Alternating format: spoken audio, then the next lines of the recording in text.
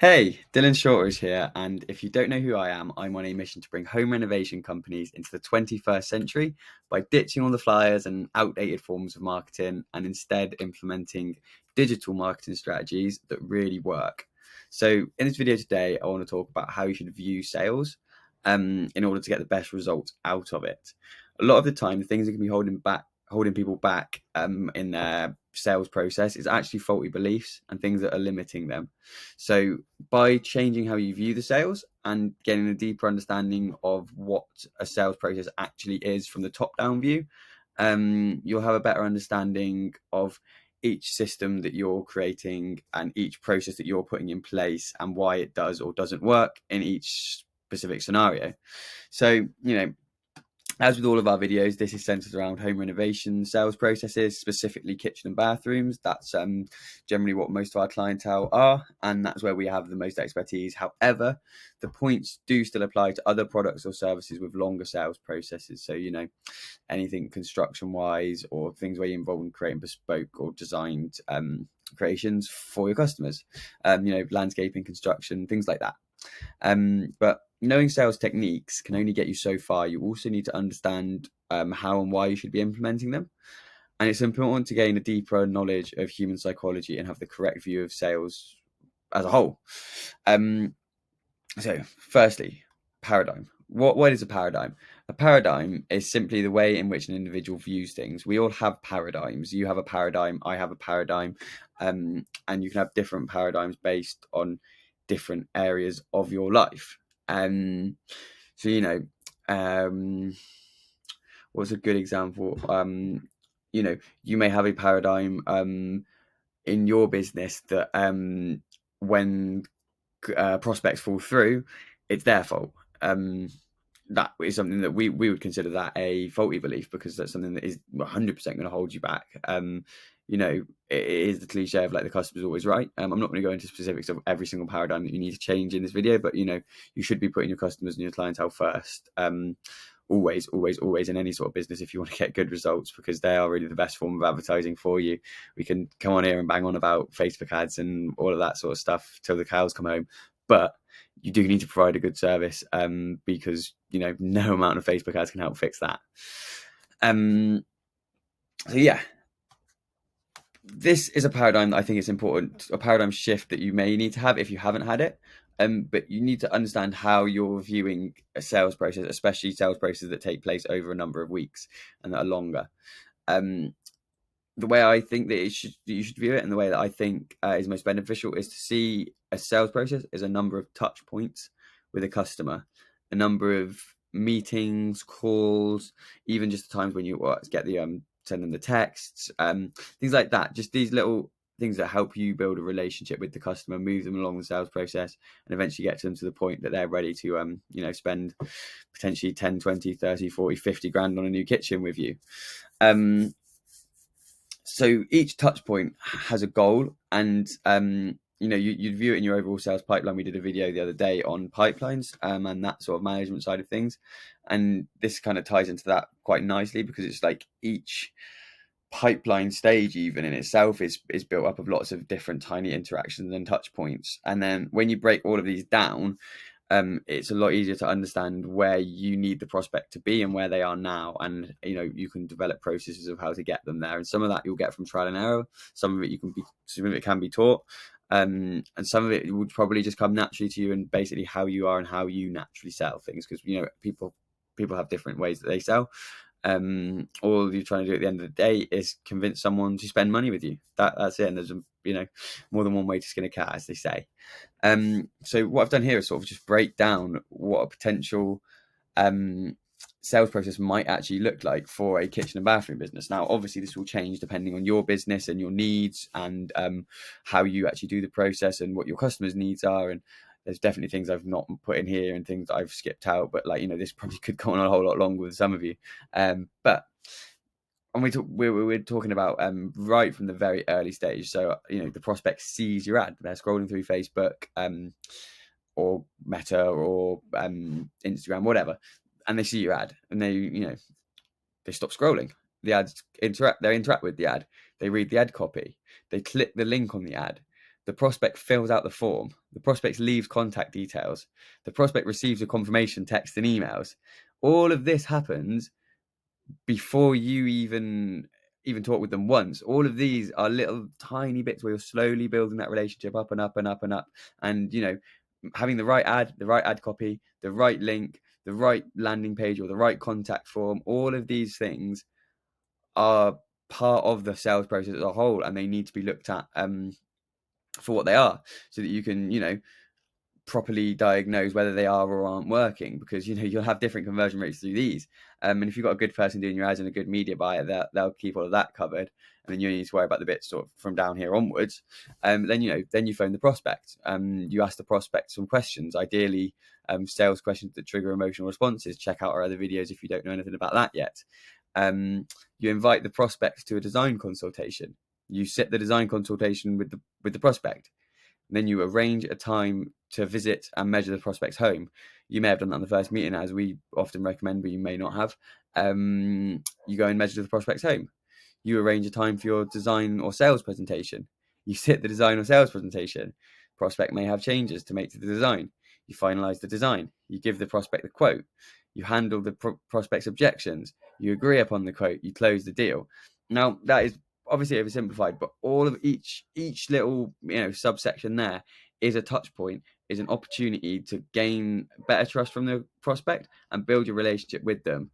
So yeah, once you see all of those things as little subsystems, it becomes easier to understand the conversion rates in each one. So you might be losing a lot of people around here, and say you are at the point where they go and measure the prospect's home. Maybe whoever it is that you're sending out to the prospect's homes is going in with mucky boots on, and he's quite rude, and he's not going in there asking sales questions, just going in, doing the measure and coming back. That would impact that conversion rate.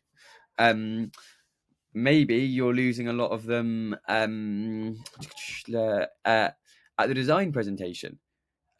Maybe you don't have a good way of sitting a design presentation. Maybe the prospect doesn't feel like you've listened to their needs earlier on in the process. So when it comes to design presentation, what you're showing them is nothing at all what they want. So I guess that's a tricky one, because if that's where you're losing a lot of them, there's probably multiple different things that you could be doing wrong that could be impacting that. But it's still if that's where it's stopping and that's where you're losing people, then that's where you're losing people. And there'll be different sort of KPIs that you need to keep an eye on. A KPI is a key performance indicator that you need to keep an eye on for each one of the stages. So by that point, when you've got people at the final design presentation to give them the quote and stuff, you might be having a 50% conversion around there, but you'd probably expect more like between a 60 and an 80% conversion rate when it comes from the people that come in through as your leads. As long as you've got good ads and you're generating good leads, you should be able to get in front of at least 60 to 80% of them. I mean, more than 80, obviously, if you can, is great, but those are numbers you want to be looking at. And if you're not getting those numbers, something's going wrong, and that could be the ad. That could be your nurturing process. That could be how you're speaking with the prospects on the phone. There's a whole lot of things that it could be, but when you're knowing which bit it is, you can try and figure that out. And the only way to figure that out is to listen to the feedback that you're getting from people, or in some cases, the feedback that you're not getting. These are all sort of different things that help you diagnose that. And maybe in the future we'll do a video on diagnosing problems in systems. I think that would probably be quite a beneficial one.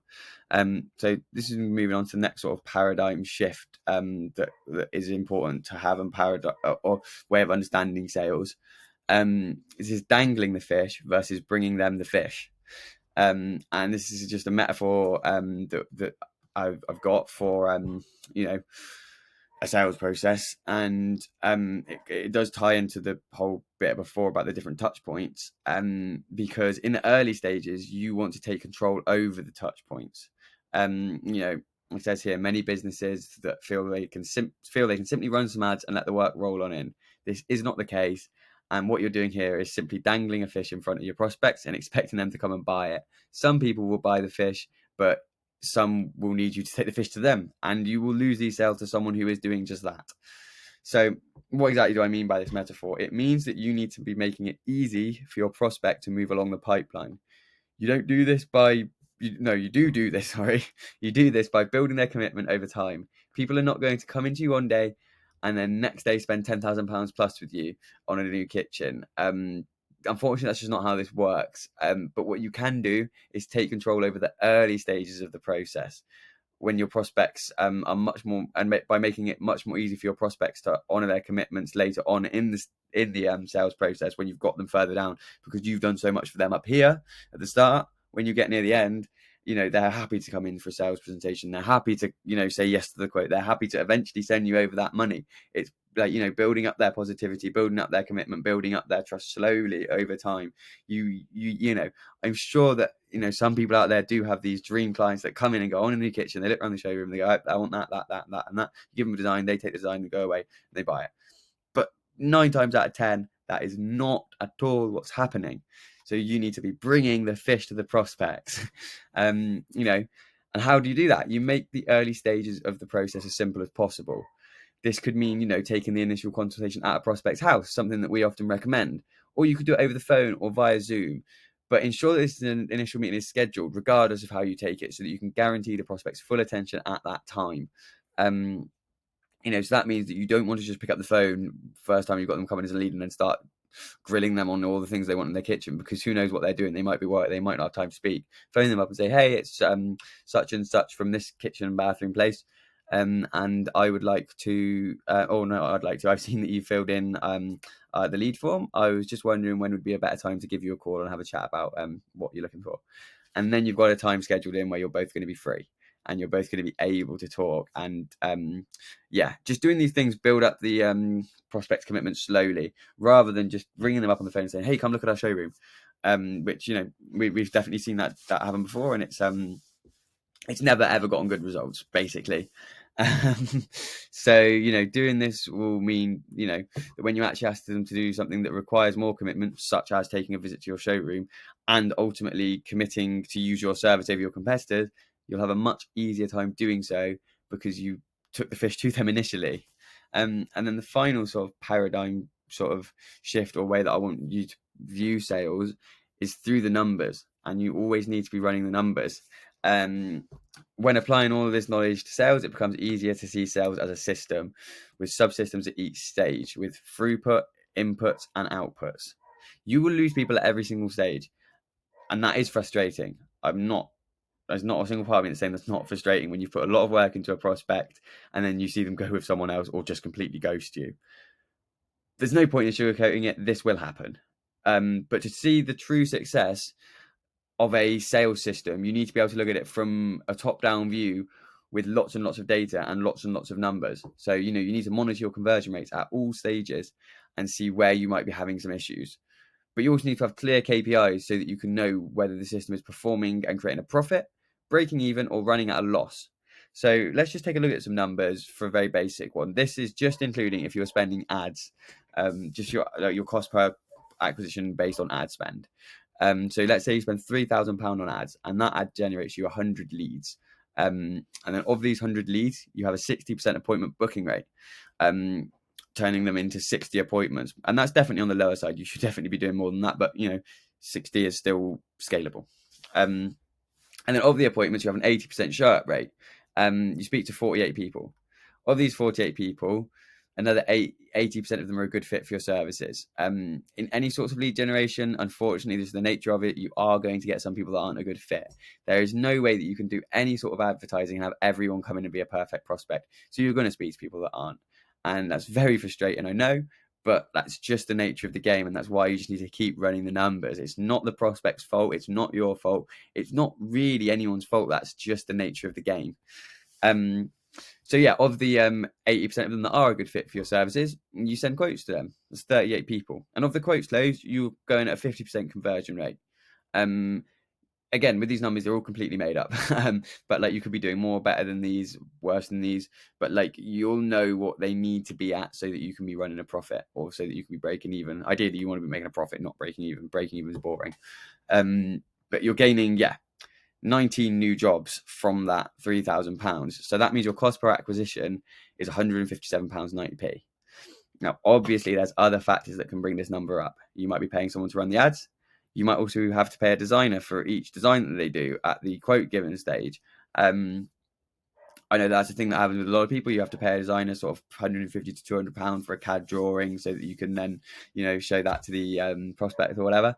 So let's add those in. And obviously, there's definitely some other things that may be running this acquisition fee up a bit. Maybe you are paying an in-house salesperson a wage and things like that. And then you need to also be tracking their conversion rates a little bit more thoroughly to make sure that they're performing and they become part of the system and part of the numbers that you would be adding up. But these are the sort of two main ones that we see often. Obviously, you could be paying for someone to run the ads for you. Those fees work in different ways, depending on who you go with. Or you may also be paying like the designer's fees. Those are the two most sort of common ones that sort of add on to this. And then, like I say, you might have a salesperson, you might have, I don't know, I can't think off the top of my head now any other things that you might have, but there are other things that could bring this up a bit. But yeah, let's look at the same numbers again.